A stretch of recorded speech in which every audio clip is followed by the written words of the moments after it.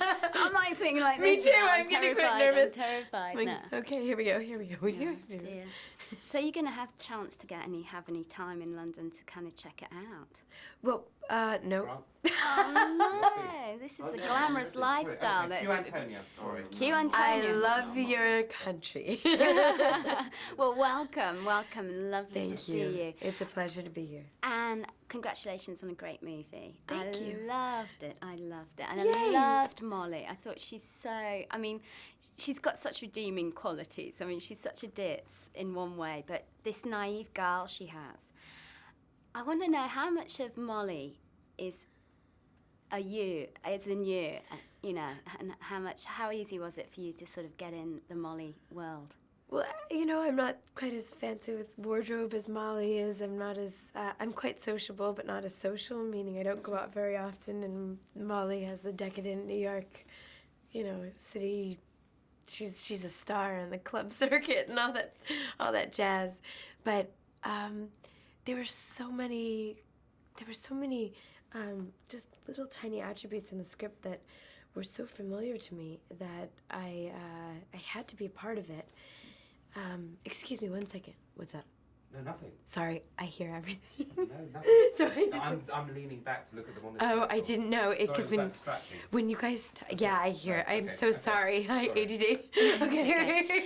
No, I mean, she's such a refreshingly innocent character in a way. I will say that with what I love about Molly and what was the most refreshing about her is that she has so much money. She doesn't care. She raised herself. She has a beautiful naivete toward life, and with that naivete, the major thing that we have in common is that she doesn't see a class system. Although people look at her and see a class system, she sees none within other people. She'd spend just as much time speaking with the Prime Minister as she would with, someone that she just bumped into on the street. She doesn't care. She doesn't care, and I love that about her very much. And she has such a passion for life. She loves life, and she's so exuberant and willing to learn, and the fact that she does actually evolve, and you see her grow as a person, and it's something that, I'm 26, it's something that we could all, I think, relate to, every human grows, so a story about growth is definitely a universal one. But part of what happens to her in a way is that because she does have that kind of naivety and freshness, she does get taken in by people like with Neil and the whole thing. And she's constantly taken advantage of over and over and over, and yeah, my whole life. But now I'm trying to be better, and fool me once, shame on you. Fool me twice, shame on me. So hopefully that'll keep up. Now, they both go on this journey. Tell me about what each character gains from the other. Well, it's a story about so many things, but I see it as a fairy tale. Sort of a beautiful, surreal fairy tale with Michael Bauhaus shooting it. It's a fairy tale for grown-ups and children. And, I love that it's funny. I love that it appeals to one of the things.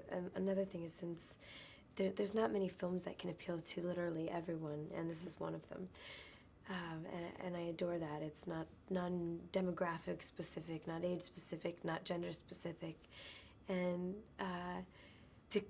Ms. Dakota Fanning, who plays Ray, who is the most extraordinary human being that size. I mean, she's one of my best friends.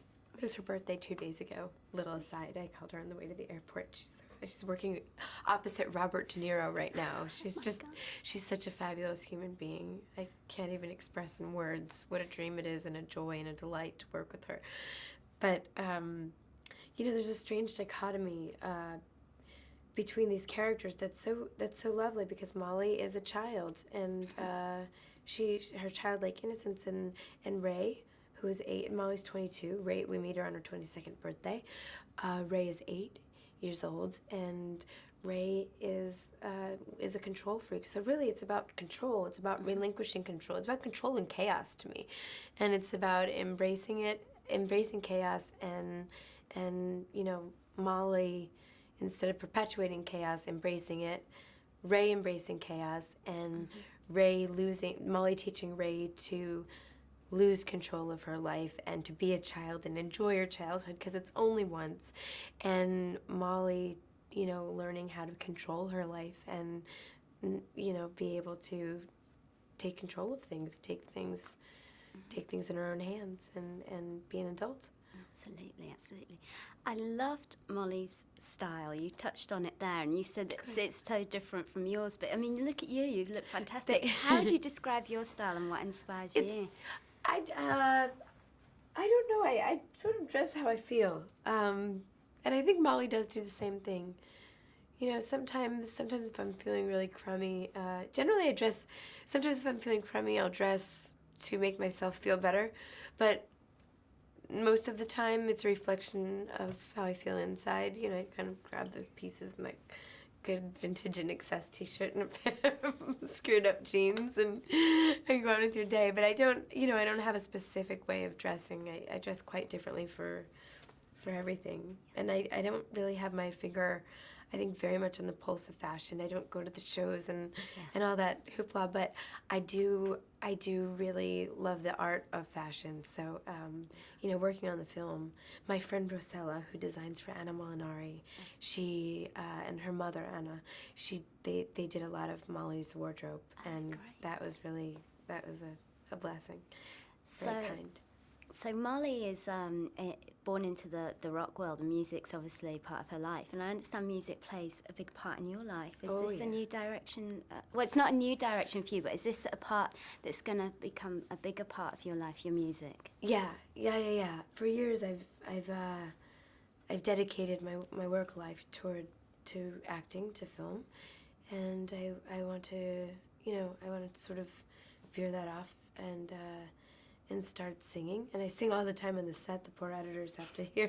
I always sing going into scenes. I can remember every song from every scene I've ever been a part of in my life that was going through my head and that set the tone of the scene. But I never was trained in acting or singing, only in dance and movement. And so I'm going to do that next. I've been writing for years, and I love music so very much that, why not? Carpe diem, man. Life is short. Why not? Just one last question. One mic. What direction is your music going to take? We'll see. It's a surprise. Yeah. And to me too. To do an ident for the program, if you could say, "Hi, I'm Brittany Murphy, and you're watching Movies Now." Yes. Into camera. Thank Can you excuse me for one sure. moment, please?